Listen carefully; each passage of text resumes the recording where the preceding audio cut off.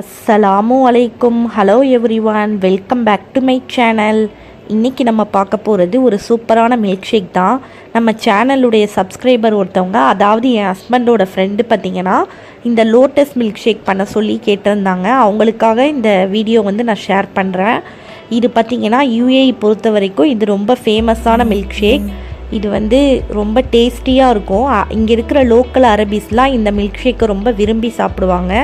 இதை எப்படி ரொம்ப டேஸ்டியாக இன்றைக்கி செய்கிறதுன்றதை நம்ம பார்க்கலாம். வாங்க வீடியோக்குள்ளே போகலாம்.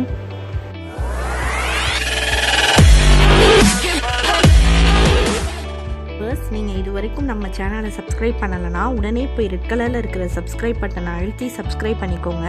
அப்படியே கூடவே இருக்கிற பெல் ஐக்கானையும் ப்ரெஸ் பண்ணிக்கோங்க. வாங்க நம்ம இப்போ வீடியோக்குள்ளே போகலாம். இந்த மில்க் ஷேக் பண்ணுறதுக்கு தேவையான பொருட்கள் என்னன்றதை நம்ம பார்த்துடலாம். இதுதான் பார்த்திங்கன்னா ஃபஸ்ட்டு இந்த லோட்டஸ் பிஸ்கெட் இதுதான்.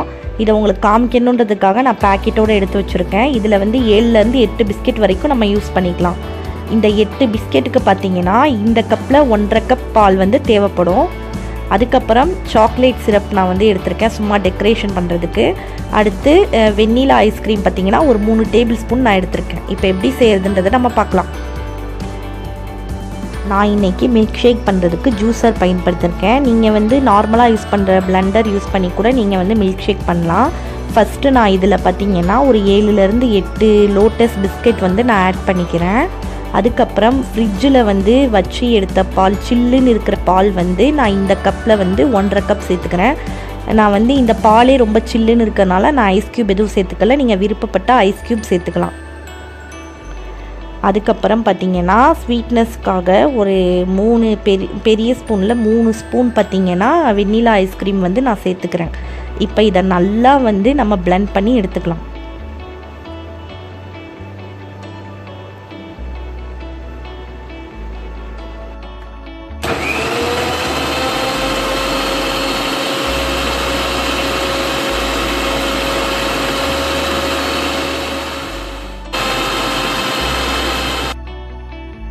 நம்மளுடைய மில்க் ஷேக் ரெடி ஆயிடுச்சு. இப்போ இதை வேறு ஒரு சர்விங் கிளாஸுக்கு மாற்றுறதுக்கு முன்னாடி இந்த கிளாஸை லைட்டாக டெக்கரேட் பண்ணிக்கலாம். அதுக்காக சாக்லேட் சிரப்பை கொஞ்சமாக அதில் ஸ்ப்ரெட் பண்ணிக்கலாம் அந்த சர்விங் கிளாஸில். இப்போ நம்ம ரெடி பண்ணி வச்சுருக்கோம் இல்லையா, அந்த மில்க் ஷேக்கை சர்விங் கிளாஸுக்கு நம்ம இப்போ மாற்றிக்கலாம். இதை இன்னும் அழகாக டாப்பிங் பண்ணுறதுக்காக மேலே 2 ஸ்பூன் வெண்ணிலா ஐஸ்கிரீம் சேர்த்துக்கலாம். இது ஆப்ஷனல் தான், உங்களுக்கு விருப்பப்பட்டால் நீங்கள் சேர்த்துக்கலாம், இல்லைனா ஸ்கிப் பண்ணிடலாம். இதுக்கும் மேலே கொஞ்சமாக கொக்கோ பவுடர் தூவிக்கலாம். அதுக்கும் மேலே கொஞ்சமாக சாக்லேட் சிரப் நான் ஆட் பண்ணிக்கிட்டேன். அவ்வளோதான், நம்மளுடைய சுவையான லோட்டஸ் பிஸ்கெட் மில்க் ஷேக் சுலபமாக ரெடி ஆயிடுச்சு. இதோட டேஸ்ட்டு பார்த்திங்கன்னா சான்ஸே இல்லைங்க, ரொம்ப எம்மியாக இருந்துச்சு.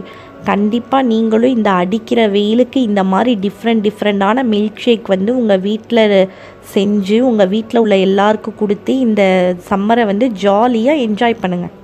வீடியோ உங்களுக்கு பிடிச்சிருந்துச்சுன்னா லைக் பண்ணுங்கள். உங்கள் ஃப்ரெண்ட்ஸோடு என் வீடியோவை மறக்காமல் ஷேர் பண்ணுங்கள்.